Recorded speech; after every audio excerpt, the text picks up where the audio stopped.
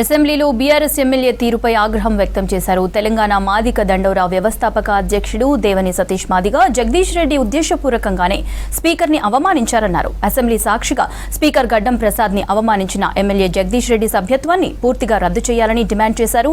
జగదీష్ రెడ్డిపై ఎస్సీ/ఎస్టీ atrocity case పెడుతున్నట్లుగా చెప్పారు.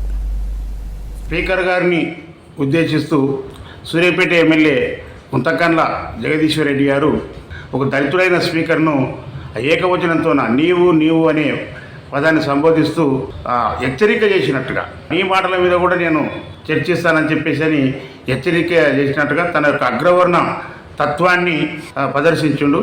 అతని మాటల్లో పూర్తిగా గమనిస్తే స్పీకర్ గారు ఒక దళితుడు, ఈయన పెద్ద మొనగాడ, ఈ సభకు పెద్ద మొనగాడ అనే టైపులో అర్థం వచ్చేటట్టుగా ఆయన మాట్లాడడం జరిగింది. అందరు శాసనసభ్యులు కలిసి ఎన్నుకొని స్పీకర్గా నియమించుకుంటారు.